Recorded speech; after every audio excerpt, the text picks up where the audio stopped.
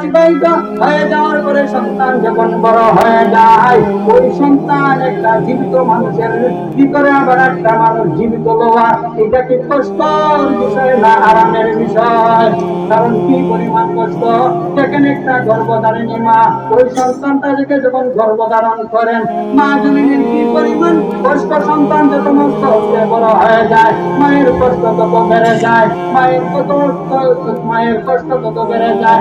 মাকে আমার সামনে হাজির এত অধিক পরিমাণে দিদা, ওই মা যখন খাবারটা সামনে নিয়ে হাজির হয়ে যায়, তখন দেখা যায় মা ওই সন্তানের নাতিটা দেওয়ার কারণে মান করিয়া পর্যন্ত কি আঘাত লাগে।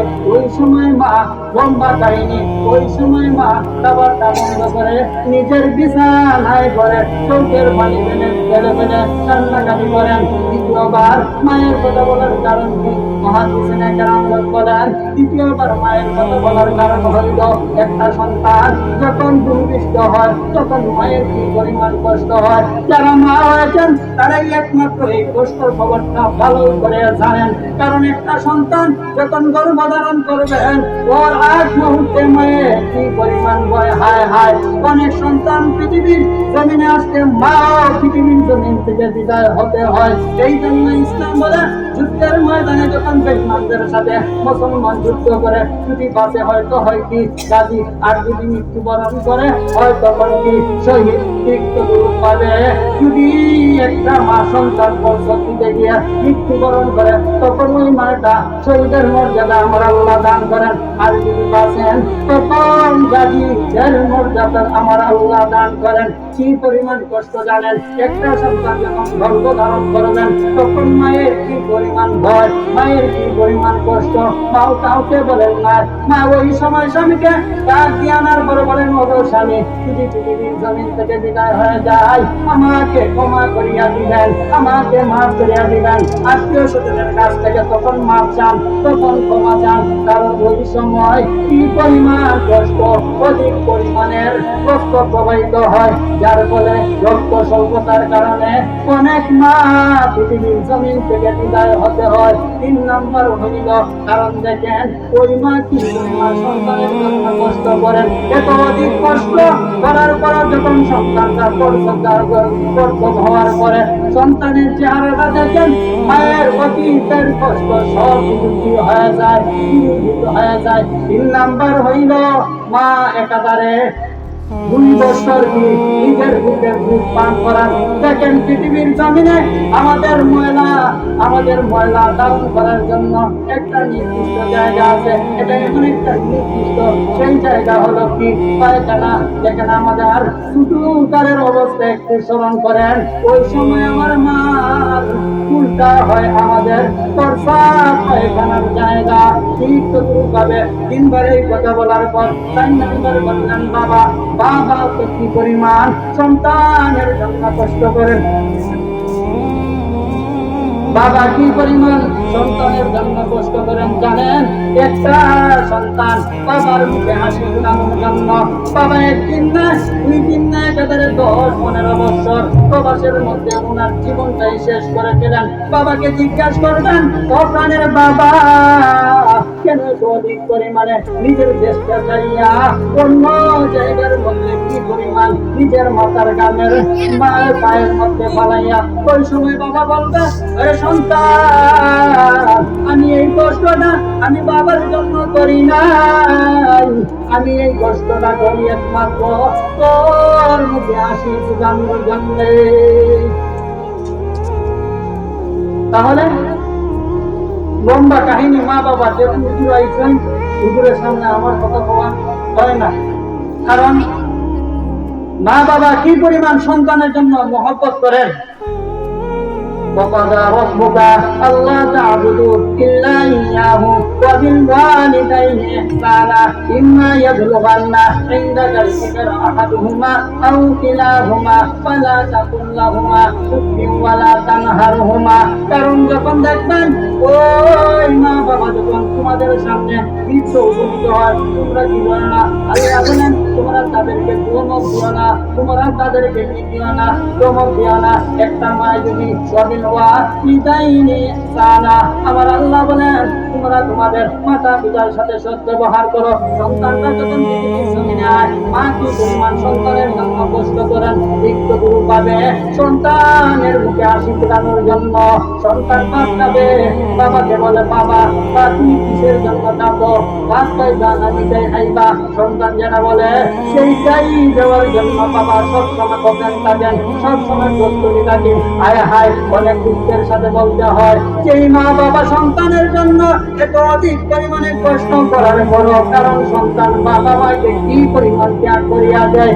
যেই বাবা সন্তানের মুখে হাসি ফুরানোর জন্য দীর্ঘ 15-16 বছর প্রবাসে থাকতে হয়, ওই সন্তানটাকে তুলে পিঠে করে করে মানুষ বানানোর পরে ওই সন্তানটা যখন বাবার টাকার দিয়ে বছর সম্পদের মালিক হয়, সন্তান যখন বড় হয়ে যায়, তিনটা ভাই যখন পৃথক হয়ে যায়, সন্তান গুলো পৃথক হয়ে যায়, তাদের গন্তব্য সম্পদ পৃথক হয়ে যায়, কিন্তু তবে দেখবেন তারাও পৃথক হয়ে যাওয়ার পরও সন্তান কেমন নির্লজ্জ, কেমন বিহায়া। কারণ একজন ভালো সন্তান এইরকম করতে পারে না। কেন জানেননি? ওই মা বাবার খাবারটাও তখন তারা বন্টন করে দেয়, বলে আমার আব্বা অমুক ভাইয়ের ঘরে এক বেলা খাইবা, অমুক ভাইয়ের ঘরে এক বেলা খাইবা। হায় হায় এর সন্তান, শুনো তোমার বাবার কি পরিমাণ ভালোবাসা ছিল, তোমার মার কি পরিমাণ তোমার বাবার জন্য ভালোবাসা ছিল। এখন এই জমিনের মধ্যে অনেক মহিলা আছেন, দেখবেন আপনারা যদি বিশ্বাস না করেন, মাকে বলবেন মা গো এসারে আজান হয়ে গেল, খাবারটা খেয়ে নেই। তখন ওই মা সন্তানকে বলবেন খাবারে তুমি খাও, আমি তোমার বাবা আসলে আমি খাবো। দেখবেন ওই সন্তান গুলাকে এইগুলা মা বাবা শিক্ষা দেওয়ার পরে ওই সন্তানগুলো যখন মা বাবা বৃদ্ধ হয়ে যায়, তখন তাদেরকে পৃথক করে দেওয়া হয়। তখন মা একদিকে কান্দেন, বাবাও বোর দিকে কান্নাকাটি করেন। এইরকম হালত আমাদের সমাজে আছে কিনা নাই? এই জন্য আল্লাহর নবী বলেন মা হাক্কুল ওয়ালিদাইনে আলা ওয়ালাদিহিমা ক্বালাহুমা জান্নাতুকা ওয়া নারুকা। কারণ সাহাবায়ে কেরামরা আল্লাহর নবীকে জিজ্ঞেস করলেন, নবী গো মাতা পিতার প্রতি সন্তানের হক কি? আল্লাহর নবী বলেন ক্বালাহুমা, সন্তানের হক মা বাবার প্রতি হলো কি জানেন? একটা হলো জান্নাত, না হয়তো জাহান্নাম। কারণ মা বাবার সঠিক নিয়ম তান্ত্রিক ভাবে যদি মা বাবার খেদমত দুনিয়ার জমিনে করে যেতে পারো, হবে জান্নাত। আর যদি এর বিপরীত করো, তাদের ঠিকানা হবে জাহান্নাম। এই জন্য লম্বা কাহিনী একটা ঘটনাই বলে শেষ করিয়া দিব। এই জন্য আমি বলি মা বাবা এখনো যাদের বেঁচে আছেন, আজ থেকে তাদের পায়ে ধরে মাপ চান, তাদের পায়ে ধরে মাপ চান। বাবা গো, শয়তানের দুটায় ধরিয়া, মানুষের দুটায় ধরিয়া আপনাদের যে পরিমাণ হক ছিল আমরা হক আদায় করতে পারি নাই। আজকে থেকে যতদিন পৃথিবীর জমিনের মধ্যে বাঁচবো, প্রতিদিন পর্যন্ত আপনাদের সাথে কোনো খারাপ ব্যবহার করব না। দেখেন না মা বাবা কি পরিমাণ আল্লাহর কৃতজ্ঞতা আদায় করার সাথে সাথে মা বাবার কৃতজ্ঞতার কত বলেছেন। এরপরও দেখেন অনেক সময় দেখা যায় সন্তান বাবাকে মারে। আমি যখন হেদায়েতুল্লাহ করি ইমাম বাড়ির মধ্যে পরীক্ষা দেওয়াছিলাম, এক মসজিদের মধ্যে অবস্থান করতাম, হঠাৎ করে বাজারের মধ্যে দেখি হুলমাল। তখন বের হয়ে গেলাম, তাকে দেখি নিজের সন্তান আর বাবা উভয়জনে ঝগড়া লেগেছেন, নিজের সন্তান বাবার প্রতি আক্রমণ করেছে। এই রকম আমাদের সমাজে আছে কিনা নাই? আমি আল্লাহ রাসূলকে জিজ্ঞেস করলেন, নবী গো আমি তাদের নিয়ে আমার মাকে নিয়ে আমি ত্যাগ করেছি, আমার কি মার হক আদায় হয়ে গেছে নাকি? আল্লাহর নবী বলেন না না, মায়ের হক আদায় হয় না। কারণ মা বাবার হক কি পরিমাণ? একটা সন্তান নিজের চামড়া দিয়ে জুতা বানিয়ে দেওয়া হয়, তারপরও মা বাবার হক আদায় হবে না, মা বাবার হক আদায় হবে না। না সন্তান, তুমি পৃথিবীর জমিনে যতদিন বেঁচে থাকবে ততদিন পর্যন্ত মা বাবা থাকলো, মা বাবার হক তোমার প্রতি থাকবে। মা বাবা মৃত্যু বরণ করলে তোমার প্রতিও থাকবে। যতদিন পর্যন্ত তুমি দুনিয়ার জমিনে থাকবে ততদিন পর্যন্ত তোমার উপর মা বাবার হক থাকবে। মা বাবা যদি মৃত্যুবরণ করেন তখন মা বাবার হক সন্তানের উপর থাকে। কেমন হক? আজকে ওই ওই জায়গার মধ্যে কোরআন সুন্নাহর আলোচনা করা হয়, ওই জায়গার মধ্যে বসিয়া বসি মা বাবাদের জন্য মাগফিরাতের দোয়া করতে থাকো। মা বাবাদের যদি কোনো ঋণ থাকে সেই ঋণটাও পরিশোধ করিয়া দিবে। মা বাবার জন্য কবর জিয়ারত করবে। এটা মরার পরে মা বাবার সন্তানের প্রতি হক থাকে কি পরিমাণ। হায় হায়, অনেক সন্তানের হালত জানি, কারণ যেহেতু লম্বা সময় হুজুরও বসেন, তাই আমার গাড়ি অতি দ্রুত চালাইয়া যাইলাম। একটা ঘটনা করে শেষ। কারণ মা বাবা যাদের নাই তারা বুঝে কি পরিমাণ। আমাদের সমাজের মধ্যে এমনও দেখা যায় মা বাবা মৃত্যু হয়ে যাওয়ার পরে এক সপ্তাহ কি পরিমাণ মা বাবার জন্য ভালোবাসা, কি পরিমাণ মহব্বত, কিন্তু 1 মাস 2 মাস অতিবাহিত হয়ে যাওয়ার পরে দেখা যায় অনেক সন্তান মা বাবার খবর কোথায় সেটাও বলতে পারে না। এইরকম আসেনি? ওটা এইরকম সন্তান রেখে যাওয়ার পরে মা বাবা মৃত্যু হয়ে যাওয়ার পরে বলে আমরাই মা বাবার নেককার সন্তান, আমরাই মা বাবার ভালো সন্তান। ওরা যদি স্লোগান দেয় এটা লাভ হবে? ওই সমস্ত মানুষই নেককার সন্তান যারা মা বাবাকে স্মরণ করে, দুনিয়ার জন্য ওদের খেদমত করে, পরকালে ওদেরকে কি করে খেদমত করে। লম্বা কাহিনী, 2টা কথা। মা বাবার খেদমত করলে কি পরিমাণ হয় আল্লাহ দুনিয়ার জমিনে দেখায় দেন, আর মা বাবা অসন্তুষ্ট হলে তাদের পরিণাম কি হয় সেটা বলে আমি শেষ করে দেব। পয়গম্বর মূসা আলাইহিস সালাতু ওয়াস সালাম আল্লাহর সাথে কথা বলতেননি। আল্লাহ পাক রব্বুল আলামিনকে বললেন, ওগো আল্লাহ, জান্নাতে কি আমার কোনো সাথী হবে? আল্লাহ বলেন, হ্যাঁ, জান্নাতে তোমার সাথী হবে। মূসা পয়গম্বর বলেন, ওরা কি যদি দুনিয়ার মধ্যে থাকে ওকে আমি দেখতে চাই। আল্লাহ মূসাকে বললেন, ও মূসা, তুমি ওই জায়গার মধ্যে যাও। দামেস্কের মধ্যে যাওয়ার পর একজন লোকের সাথে সাক্ষাৎ হলো। ওই লোক, তুমি দামেস্কের মধ্যে যাও। দামেস্কের মধ্যে যাওয়ার পরে একজন লোকের সাথে সাক্ষাৎ হলো। সাক্ষাৎ হয়ে যাওয়ার পরে সালাম মুসাফা হলো। তখন আল্লাহর বান্দা মেজবান তখন ওই মূসারে বললেন, আপনি আমার সাথে চলেন। মূসা বললেন, আমি তো এটাই চাই, কারণ তোমার কোন কারণে, কোন আমলের কারণে তুমি হবে জান্নাতের আমার সাথী। এটা কোনো এই সেই আমল নেই। এই খারাপ মানুষ কি মূসার সাথী হইনি না ভালো মানুষ? ভালো মানুষ যদি কোন আমলের ধারণা আমি এটা দেখতে চাই। শেষ পর্যন্ত উনি যখন দামেস্কের মধ্যে গেলেন তখন দেখেন ওই মেজবান উনিও কেমন খুশি হয়েছেন। চলেন আমার সঙ্গে চলেন।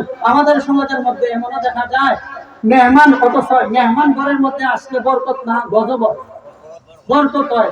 আমাদের সমাজের মধ্যে বেশিরভাগ পরিমাণ এটা ঘুষ হলো, মেহমান দেখলে সব 2-4 গুলি 4টে বানাইনি না, অথচ মেহমান হচ্ছে বরকত। মেহমান হচ্ছে কি বরকত। মেহমানের সাথে রহমতের একজন ফেরেশতা যান, ওই ফেরেশতা ঘরের দরওয়াজার সামনে বরকতের জন্য দোয়া করতে থাকে।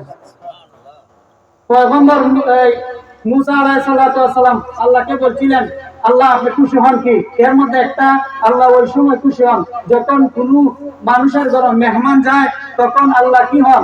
তার প্রতি খুশি হন। ঠিক তদ্রূপভাবে ওই ব্যক্তিকে দেখার জন্য যখন মূসা পয়গম্বর ওই মেজবানের বাড়িতে গেলেন, যাওয়ার পরে মেজবান ওনার বউকে বলল গরম পানি দেন, এই সেই দেওয়ার পরে মাকে গোসল করাইলেন। মাকে, লম্বা কাহিনী, মাকে গোসল করে নেওয়ার পরে সুগন্ধি ব্যবহার করে খাবার এর ভিতরে ওই ব্যক্তি মাকে আদর যত্ন করে তারপর নতুন কাপড় পরিধান করাইলো, সুগন্ধি ব্যবহার করাইলো, ভালো বিছানা পরিষ্কার পরিচ্ছন্নতা করে দিল। এর ভিতরেই ওই উনার বিবি খাবারের ব্যবস্থা করলেন। যখন খাবার সামনে আসলো, খাবার সামনে আসার পর মূসাও বসলেন, ওই ব্যক্তিও বসলেন। বসার পরে যখন খাবার খাবেন ওই সময় তখন বললেন, হায় হায়, দেখেন কেমন পরিমাণ। ওই সময় তাকায় দেখেন উনি এক লুকমা দিবেন, এর আগেই ওই একটা তলের মধ্যে দেন। আর উনি তো বৃদ্ধ, অধিক পরিমাণে বৃদ্ধ হয়ে যাওয়ার কারণে ওনার চামড়াগুলো ডিলডাল হয়ে গেল, ছোট মানুষের মতো হয়ে গেছেন। লম্বা কাহিনী। যখন উনি তাকালেন তখন একটা মুচকি হাসি মারলেন। হাসি মারার পরে সন্তানের জন্য একটাই দোয়া করে গেলেন, ও আল্লাহ, আমার সন্তানকে মাফ করিয়া দাও। আর যতদিন উনি 2টা নিয়ামতের দোয়া করলেন, একটা হলো দুনিয়াতে আর একটা হলো পরকালে। দুনিয়ার দোয়াটা হলো কি, আমার সন্তান যতদিন বাঁচবো, কারণ মা বাবা যদি সন্তানের প্রতি খুশি হয় তখন কে খুশি হন? আল্লাহ খুশি হন। আর মা বাবা যদি সন্তানের প্রতি নারাজ হয় তখন আল্লাহ তার প্রতি কি হন? নারাজ হন। এটা বোঝা যায় মা বাবা যদি সন্তানের জন্য নেক দোয়া করে সেটাও আল্লাহ ডাইরেক্ট কবুল করে ফেলেন। আর মা বাবার জন্য যদি সন্তানের জন্য যদি মা বাবা বদ দোয়া করে সেটাও আল্লাহর দরবারে ডাইরেক্ট কবুল হয়ে যায়। এই জন্য আমার মাইকের আওয়াজ যতদূর পর্যন্ত যায়, প্রত্যেকটা মা বাবাকে আমি আজকে একটা মেসেজ দিতে চাই, আপনারা কখনো সন্তানের জন্য বদ দোয়া দিবেন না। কারণ সন্তানের জন্য সবসময় রহমতের দোয়া করতে থাকবেন, হেদায়েতের দোয়া করতে থাকবেন। আপনার সামনে যখন আপনার সন্তান বিপদগ্রস্ত হবে তখন মা আর বাবা ওই সময় দেখা যায় সন্তানের জন্য পাগল হয়ে যায়। ঠিক না বেটি? যাই হোক, লম্বা কাহিনী। মুসা